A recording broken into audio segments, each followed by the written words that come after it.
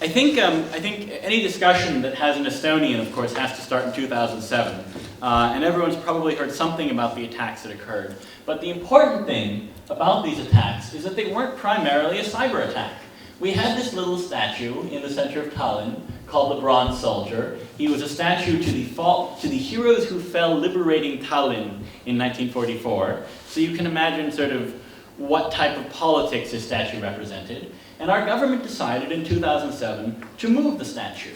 And this moving of the statue caused, at least for our, given our experiences, large-scale rioting in Tallinn. So you see some pictures of people sort of having fun on the left and the police here on the right.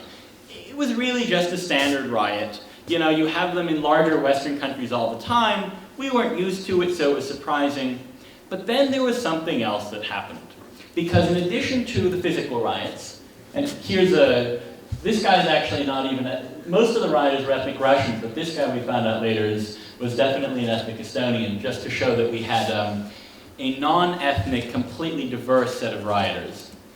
We also, however, found that these attacks were supplemented by attacks on our cyberspace. So basically what happened, and this graph is kind of somewhat indicative, I'm not going to go into the details, but this baseline here is usual internet traffic in Estonia.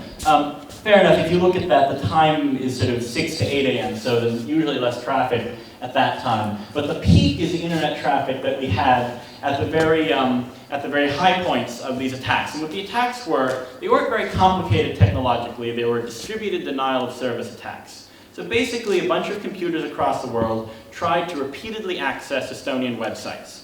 And the result of this was that all these websites became unavailable.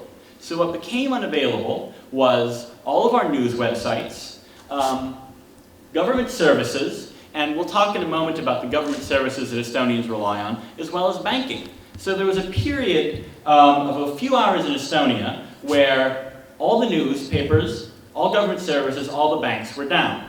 Now, if you time this with riots in the street, the goal is very simple. You want to amplify the riots and raise them up to a level where either you create a situation that's diplomatically very embarrassing, or perhaps, if things go very well, you force the government to step back. Now, Estonia in 2007 did relatively well at combating the cyber attacks. And the good news was that while we had these attacks, it could have taken a lot of vital services offline. They only affected the Estonian internet for a few hours.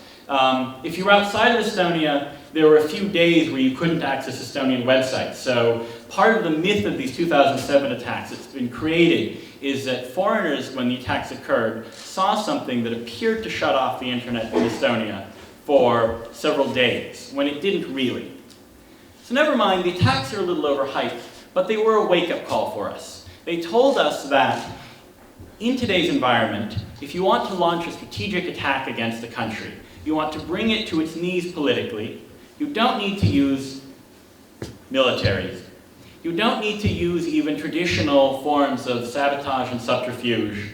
It's enough to use some cyber attacks, combine them maybe with some riots in the street, and voila, presto, change of government. Now, I think given how similar Latvia and Lithuania's Estonia and Latvia's geopolitical situations are, as well as Lithuania's for that matter, it's easy to see how these tools used by a certain neighbor can be pretty potent. And of course, this is just sort of to illustrate this all, again, the Kalashnikov fired through a computer, using a computer, can have a pretty strong effect. Not really Kalashnikov. But what really makes these attacks so potent is the extent to which we rely on the internet today. And these are just sort of some basic statistics from Estonia about what we call our e-way of life.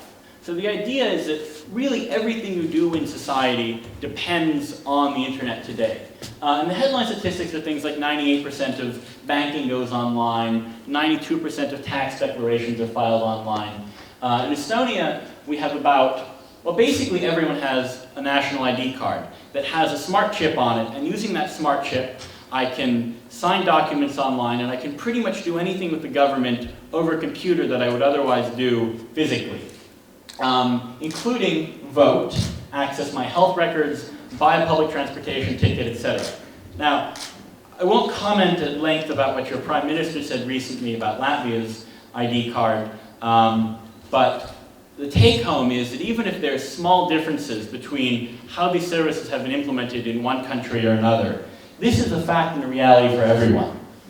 And even if we do a few things right now that no one else in the world does, online voting, for instance, that's not a lead that's going to last very long. This is a fact and a reality for every modern society in the world.